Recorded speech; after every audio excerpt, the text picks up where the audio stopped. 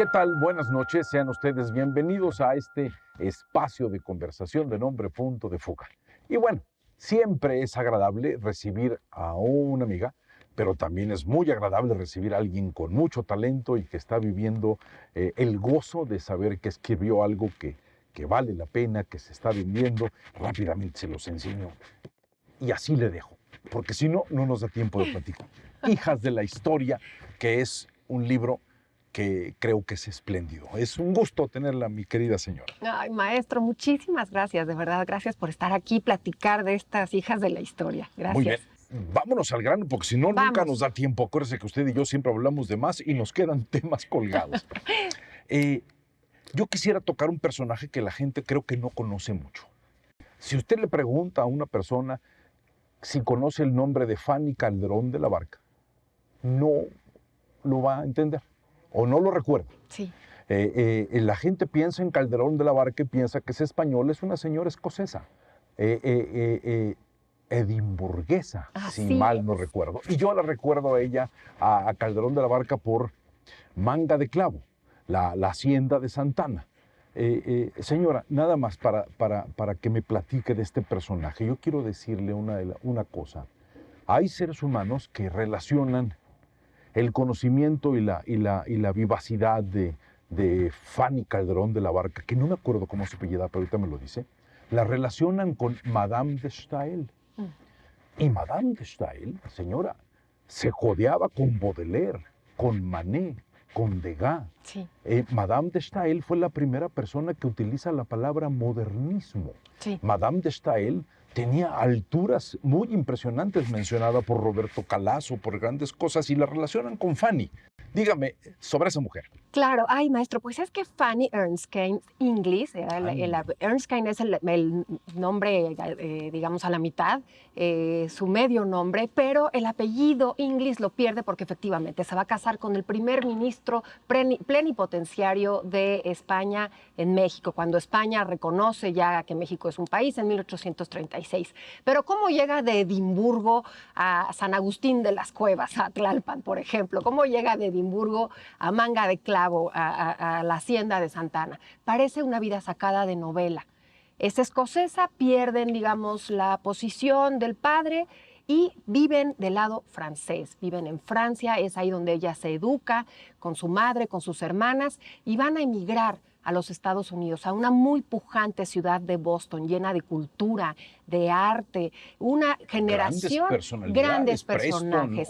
Muchos intelectuales. Exacto, muchos intelectuales. Y es ahí donde yo creo que también es que la ubican con este otro personaje que usted hablaba, con la intelectualidad. Pero nadie se hubiera esperado que la máxima cronista de la primera mitad del siglo XIX y mucho del que sigue y mucho de lo que somos ahora fuera una mujer que a través de cartas epistolares a su familia iba a poner cada cosa que veía de este México, que es un cuadro costumbrista el que se avienta. Es una maravilla. Con una pluma, maestro, maravillosa. Oiga, señora, se puede decir o se puede plantear la gran fama del alemán Humboldt, sí, es equiparable, ¿no? Pero sí. Sin embargo, la gente le da más peso a Humboldt que a Fanny Calderón de la Barca. Es increíble. Y tiene Eso que es ver, lo que no acabo de entender. porque no estamos acostumbrados a contar muy bien la historia. Si hay partes de la historia que no hay luz, ahora imagínese la historia de las mujeres. Hasta parece una discusión bizantina. Siempre hemos estado presentes las mujeres en la historia. Señora. Y sin embargo, no siempre están visibilizadas. Y yo creo que eso es lo que le pasa a Madame Esa Calderón. es la gran ventaja de su libro. Ay, muchas gracias. Sí, esa es la idea, como darles luz y decir lo que hicieron, porque efectivamente Fanny o Madame Calderón, al igual que von Humboldt, hacen retratos de esto que era México. La mirada del otro maestro siempre dice mucho de nosotros mismos, y eso es lo que hace Fanny Calderón. Y además está en este libro porque son mexicanas, como diría Chabela Vargas, los mexicanos nacen donde se les da la regalada gana, y esta mujer habla de México como si fuera mexicana. Por eso a mí me parece que sus letras son de la literatura mexicana. Es un libro fascinante. Esas 54 cartas integran sí, son 400 50 y tantas, sí, cierto. cuartillas. Pero es que además en esas cartas que escribía a la hermana, a la mamá, pone los acontecimientos políticos, los acontecimientos sociales. Habla, por ejemplo, de el funeral que le hace con un despropósito terrible Santana a la pierna. Habla de por qué somos un país tan rico y tan condenado a unas miserias. Describe a Santana de una manera muy precisa. Yo solamente quiero decir una cosa de Santana. Creo que no se podía entrar al ejército hasta determinada edad. Él hizo todo para entrar antes. Eso es la personalidad de Santana. El líder que dice, yo impongo, yo hago, pase lo que pase. O sea, ese tipo de personaje tan peculiar se vuelve encantador en la manera en que lo observa a Fanny Calderón de la Barca. Por supuesto, y es totalmente seductor, porque cuando ella lo ve, describe, es que tiene un porte que si no supiera la historia de sus desastres políticos, sería alguien admirable, lo pone como un hombre bastante bien puesto, describe también a la esposa, justamente con las mujeres, hace una denuncia, que debían ser las mujeres más instruidas. ¿De dónde llega ella? Habla ¿De dónde de que las viene mujeres ella? tienen una gran cortesía y una gran manera de tratar cálidamente a los demás. Exactamente. Les critica su corta estatura. Pero dice que qué piel más hermosa y qué dientes divinos. Pero bueno, hasta en eso pone el dedo en la llaga. Es una lectura que no se puede uno perder porque de verdad es un retrato de lo que somos y hay muchas cosas incómodas. Y es una mujer que hay que leer. Pero como usted y yo no paramos, yo quiero cambiar a la otra mujer que me llama la atención. Porque es un personaje contrastante. Es un personaje muchísimo más medido, con ideas totalmente impuestas por una educación, porque Fanny es disruptiva, se atreve a muchas cosas, que es Concepción Lombardo Miramón, la Concha Miramón, que representa el romanticismo mexicano del siglo XIX, que el romanticismo mexicano es verdaderamente espléndido, la gente no lo conoce porque confunde el término.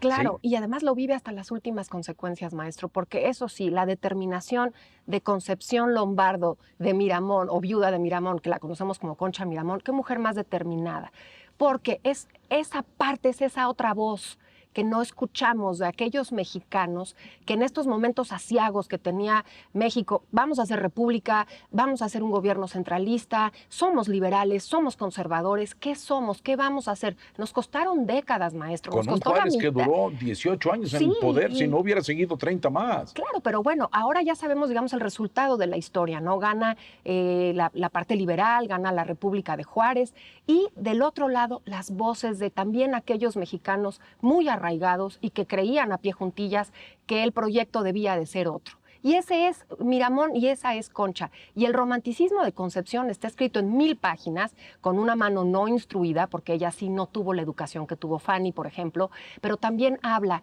de todos aquellos acontecimientos que pensó importantes hasta que su marido acaba en ese Cerro de las Cruces el 19 de junio. Ahí yo le quiero decir al público una frase que escribe la maestra Isabel, que me pareció espléndida. Maximiliano le dice a Miramón, estoy aquí por haberle hecho caso a mi esposa antes de que los fusilaran. Y Miramón le dijo, no se preocupe, que yo estoy aquí por no haberle hecho caso a mi esposa. Por supuesto. ¿Sí? O sea, el papel de lo que significa una mujer como elemento de conciencia, acompañando a un hombre en la existencia. ¿Sí? Claro, y en la tragedia y en el éxito, porque además Carlota era esta mujer que le dice a Maximiliano, tú no te vas, no renuncias, aunque sea un metro de imperio, pero eres el emperador. Claro, ¿en qué consecuencias termina?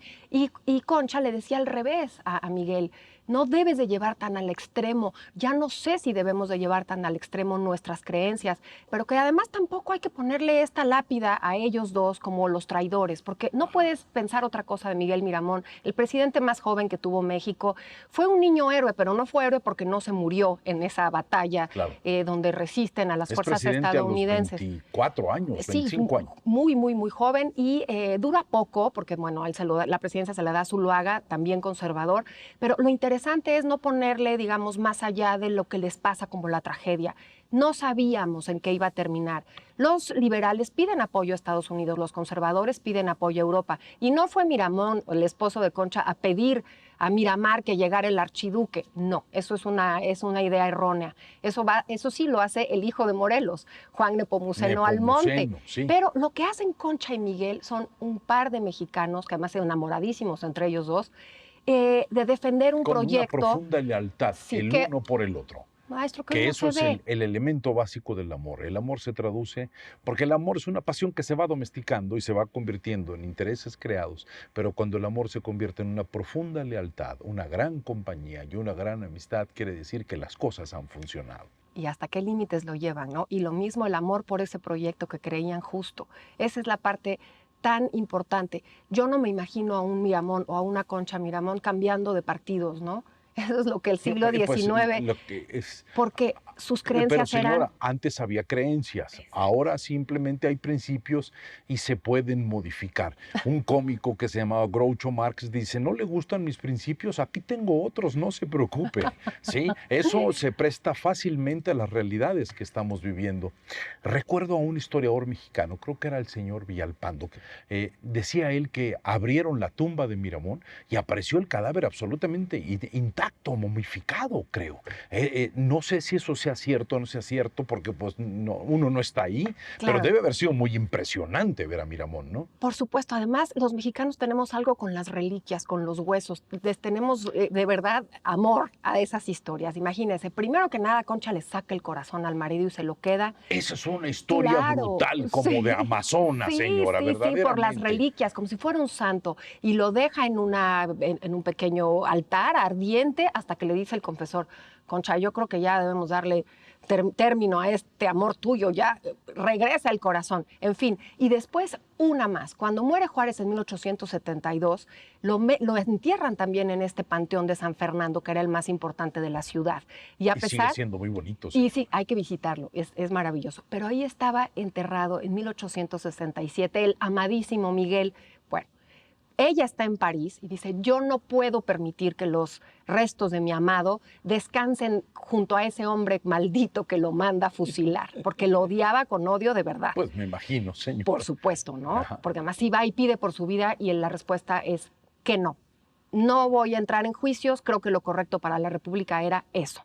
En fin, no lo puede permitir y lo va a exhumar a finales del siglo XIX y se lo va a llevar a la Catedral de Puebla. Efectivamente, hay muchas historias de que si estaba completo, que si no había tenido una decadencia. Es romanticismo, de verdad, son personajes de México muy, muy arraigados. Y es que todo lo que tenga que ver con ese imperio es fantástico. Luego platicamos de lo que le pasa al cadáver de Maximiliano. Es una historia sensacional. Pero señora, mire, ¿se puede cambiar el pasado? Jamás. No. ¿Se puede reescribir la historia? Siempre. Puede ser manipulable. Lo que usted ha hecho con la historia es contar historias entrañables que siempre vale la pena escucharlas, porque lo más importante de la historia es que si no te conmueve, te mueve el conocimiento, no es historia, es simplemente un tratado académico. Gracias, maestro, me encanta, porque hay que vincularnos a esa historia y sentirla nuestra propia para estar completos, maestro. Es el álbum de familia, hay que leer nuestra historia. Señora, gracias.